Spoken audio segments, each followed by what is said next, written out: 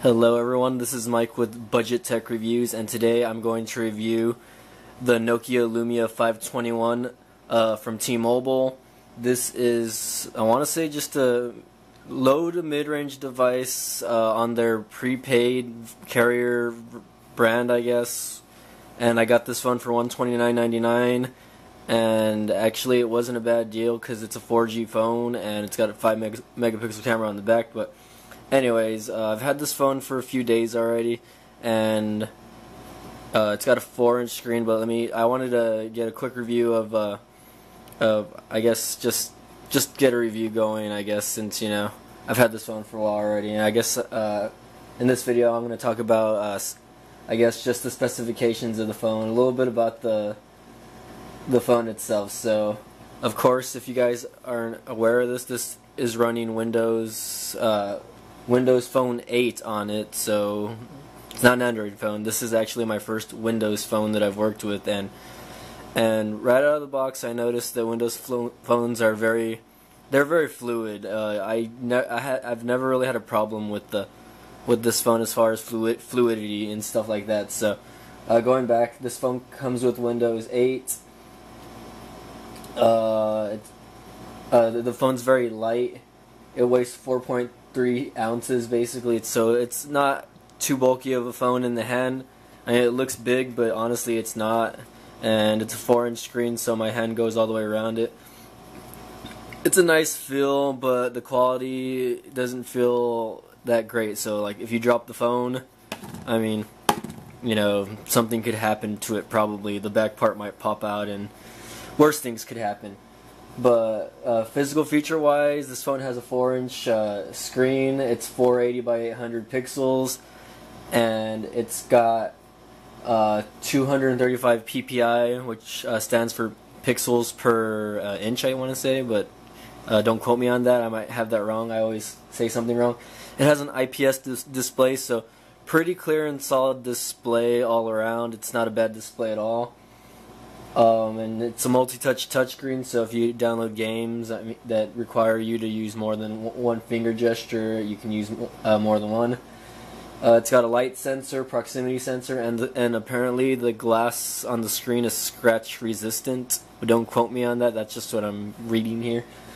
The battery is only a 1430 milliamp batteries, but talk time on this according to the website here, it's 14.8 hours, and the talk time is about with the 3G coverage is about 9.6. So and on standby, this phone is actually really good on battery. I mean, I was able to use this phone all day without having any issues with the battery at all. But depending on what you're doing, like if you're using Facebook, Twitter, stuff like that, the scenario is going to be different. But standby time on this phone is just great, and that's pretty good, I guess. The system chipset, the hardware in this phone. This phone comes with a Qualcomm Snapdragon S4 Plus MSM8227. If you want to get technical, I guess, or it comes with a dual-core processor, and it's clocked at 1000 megahertz. And it's got an Adreno 305 graphics processor, and the system memory is only 512, but you wouldn't be able to tell.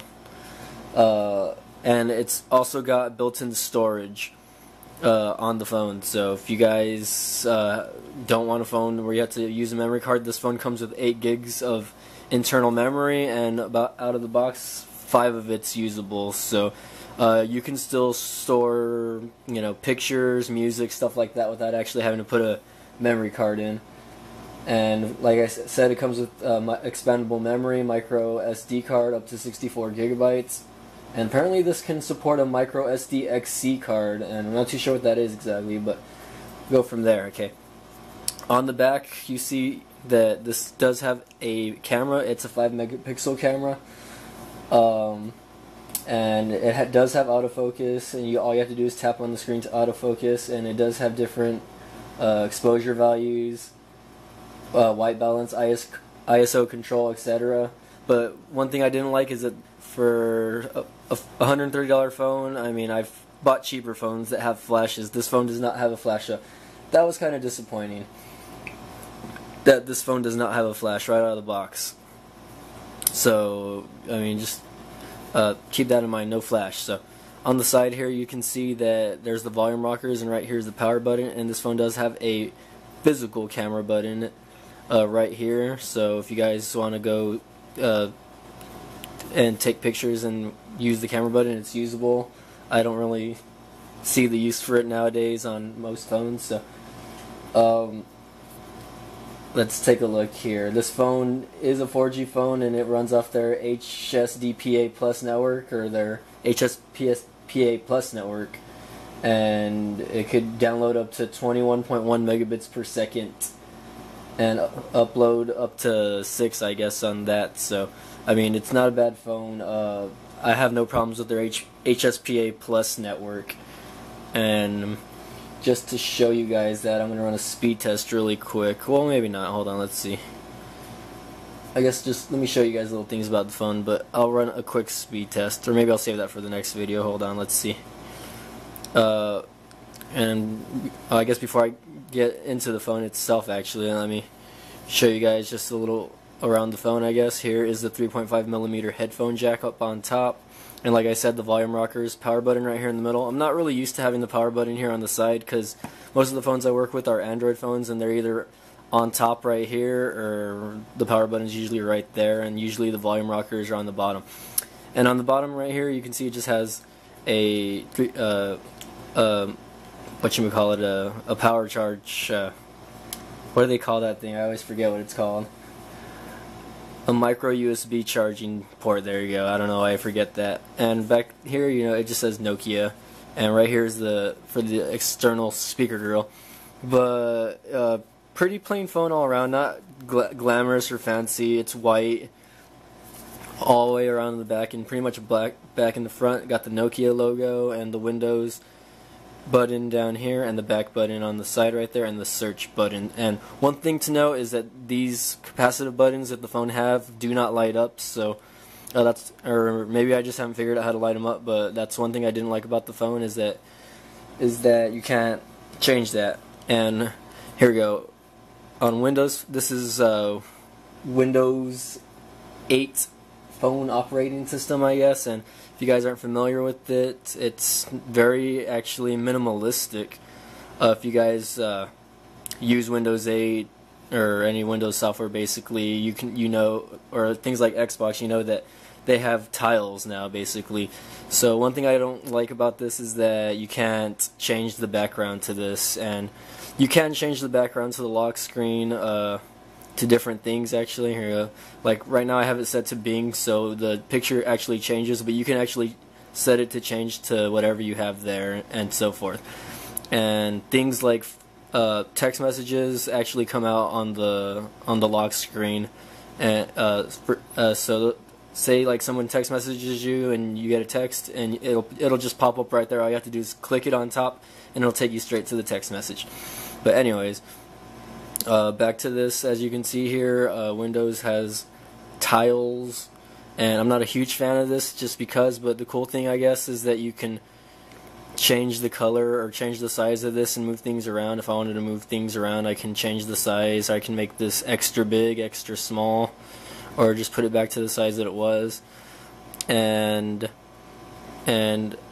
as you can see, I already have some apps laid out for me, but I'm going to talk more about apps in the second review video here, guys. But I'm just going over little things here. But as you can see here, I just have, it's pretty plain. I mean, you can actually change the color here on the background. Let's take a look here. Like, you can change the theme color, and the original stock theme color that this phone has is actually, like, it's not pink, hold on, it's magenta, I think. Yeah, this is the actual theme color that this phone comes with, but I changed it because, you know, I'm not a girl or whatever. So, but I mean, don't get me wrong, it doesn't look bad, but it comes with a pink magenta theme, and of course you can just change the color of that, and you can just continue scrolling down, and you can add more pins the more apps you have. Or if you're like me, you don't like to have everything too cluttered up, so I like to just keep it real, I guess, and not have too much stuff on my home page. But this is pretty much it. That's all you can do. So I mean, and from here you go, and it just shows you the rest of the apps that you have on the phone. So I mean, pretty much that's all you have on the screen. From there to there, that's the only, you only get 2 screens basically, and that's one thing that I wasn't very fond of. But here we go. Let me actually change that back to my green, because it's already killing me the pink. But let's take a look. Yeah, there, yeah. Back to green or whatever I had it. But yeah, guys, I'm gonna end this here. In the next video, I'm gonna go over certain app usages, let you guys know how different apps work on this, maybe go over games. There's no quadrant standard for Windows phones as far as I know, but I'll run a speed test for you guys, so keep an eye out on the second video, guys. Thanks for watching.